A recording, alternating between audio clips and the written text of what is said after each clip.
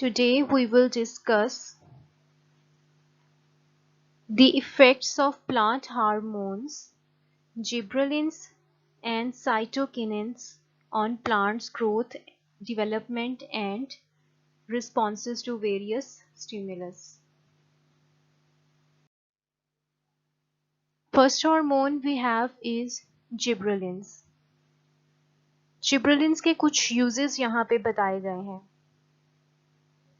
तो जिब्रेलिन्स क्या करते हैं? They promote cell enlargement in the presence of auxins.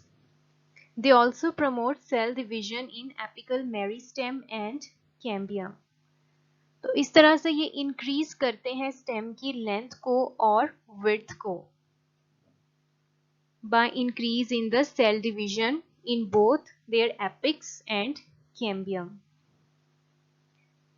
Secondly, they enhance action of axons in apical dominance. तो shoot epics जो है वो इनहिबिट करती है growth of lateral buds so that plants grow vertically upside.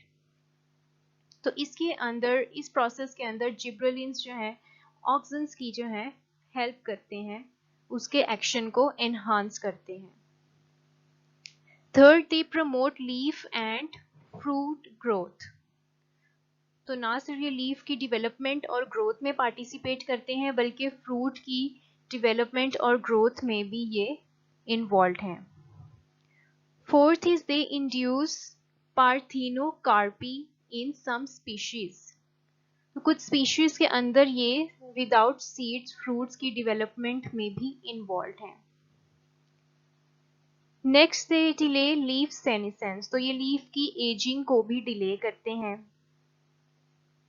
Also, they promote flowering in long day plants and inhibit in short day plants. तो red lights जो हैं वो प्रमोट करती हैं flowering in long day plants. Gibberellins क्या करते हैं? Red light के जो फंक्शन को मिमिक करते हैं और इस तरह से स्टिम्युलेट करते हैं flowering in long day plants. Gibberellins also promote bolting of rosette plants. Bolting एक ऐसा प्रोसीजर है जिसमें फ्लावरिंग स्टेम्स की प्रोडक्शन होती है in agriculture crops before harvesting. इसको हम एक तरह से कह सकते हैं pre mature production of seeds. यानी प्लांट्स जो हैं उन्हें क्विकली ग्रो करवाया जाता है, वो फ्लावरिंग स्टॉप कर देते हैं और सीड्स प्रोड्यूस कर देते हैं। तो ये इस प्रोसेस को, बोल्टिंग को हम इस तरह से भी कह सकते हैं गोइंग टू सीड प्रोसेस। और ये अप्लाई किया जाता है रोजेट प्लांट्स में। ये ऐसे प्लांट्स होते हैं जिनके लीव्स क्लस्टर में ग्रो करते हैं बिल्कुल सर्कुलर पैटर्न में और इनकी शॉर्ट सी स्टेम होती है। तो ये बेसिकली एक फेज होती है प्लांट्स के अंदर to survive any condition that is not favourable for their growth and survival. Next, they are involved in bud initiation of shoots of Chrysanthemum callus. तो क्रिसेंथेमम स्पीशीज के कैलस के अंदर जो शूट्स की इनिशिएशन है वो भी जिब्रेलिन्स की मदद से की जाती है। तो बर्ड्स जो हैं वो डेवलप हो जाती हैं then into shoots, leaves and flowers. Gibberellins also break bud and seed dormancy. तो बर्ड्स जब डॉर्मेंट होती हैं तो जिब्रेलिन्स जब उन पे स्प्रे किए जाते हैं तो उनकी डॉर्मेंसी ब्रेक हो जाती है और उनसे क्या होती हैं, बर्ड्स जब निकलती हैं तो ये डेवलप हो जाती हैं into leaf, flowers and shoots. इसी तरह से जो सीड डॉर्मेंसी जब ब्रेक होती है तो उससे क्या होती है, germination of seed. Next is commercial applications of gibberellins. Gibberellins commercially produce किए जाते हैं फ्रॉम फंगल कल्चर्स और इनकी क्या इंडस्ट्रियल इंपॉर्टेंस है। जिब्रेलिन्स प्रमोट करते हैं फ्रूट सेटिंग को, फ्रूट डेवलपमेंट को, and they are also involve in parthenocarpy जिनसे सीडलेस ग्रेप्स बनाए जाते हैं और इन ग्रेप्स का जो बेरी साइज है वो लार्जर होता है as compare to the naturally grapes available in the market. GA3 जो है यूज होता है in brewing industry. Brewing industry में बार्ले की मॉल्टिंग की जाती है, जिसके नतीजे में अल्फा अमाइलेज प्रोडक्शन होती है। ये ऐसा एंजाइम है जो ब्रेक डाउन करता है स्टार्च की इन द बार्ले और उसे कन्वर्ट कर देता है मॉल्ट में। Next they are involve in the fruit industry.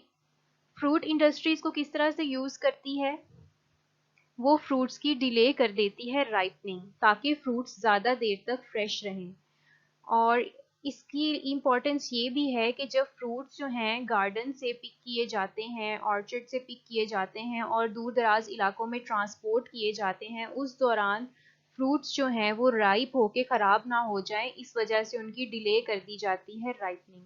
इस तरह से उनकी स्टोरेज लाइफ भी इंक्रीज कर दी जाती है। स्पेसिफिकली ये बनानास और ग्रेप फ्रूट्स के अंदर यूज होता है। Next hormone we have cytokinins. Cytokinins के क्या यूजेस हैं, इनकी क्या इंपॉर्टेंस है प्लांट्स की ग्रोथ और डेवलपमेंट में। तो ये प्रमोट करते हैं stem growth by cell division in apical meristem and cambium. तो cell division in apical meristem की वजह से प्लांट्स की लेंथ इंक्रीज होती है, प्लांट्स की स्टेम्स की लेंथ इंक्रीज होती है, और जबकि सेल डिवीजन इन कैम्बियम की वजह से प्लांट्स की विड्थ इंक्रीज होती है। They also inhibit primary root growth and promote lateral root growth. तो जो प्राइमरी रूट ग्रोथ है, ये जो प्राइमरी रूट है, इसकी ग्रोथ को ये इनहिबिट करती हैं, जबकि जो लेटरल रूट्स हैं उनकी ग्रोथ को ये प्रमोट करती है। साइटोकिनिन्स ऑल्सो प्रमोट फ्रूट ग्रोथ। तो कुछ स्पीशीज के अंदर ये फ्रूट ग्रोथ और डेवलपमेंट को भी प्रमोट करती है, और रेयरली जो है इंड्यूस करती है पार्थिनोकार्पी। पार्थिनोकार्पी भी इंड्यूस करती है, लेकिन इन वेरी रेयर केसेस, बहुत कम केसेस के अंदर। साइटोकिनिन्स प्रमोट करती हैं बड इनिशिएशन एंड लीफ ग्रोथ। तो ये इनिशिएट करती हैं बड की डेवलपमेंट, जो कि फर्दर बाद में डेवलप हो जाती है into shoot, flowers and leaves. Also they are involved in leaf growth. ये प्रमोट करती हैं लेटरल बड ग्रोथ को। तो जैसे हमने ऑक्सिन्स के अंदर इनका एंटागोनिस्टिक रोल पढ़ा था कि किस तरह से ऑक्सिन्स जो हैं वो एपिकल ग्रोथ को प्रमोट करती हैं और ये लेटरल ग्रोथ को प्रमोट करती हैं।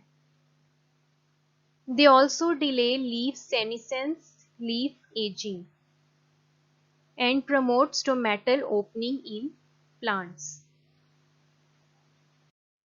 Now we have some commercial applications of cytokinins.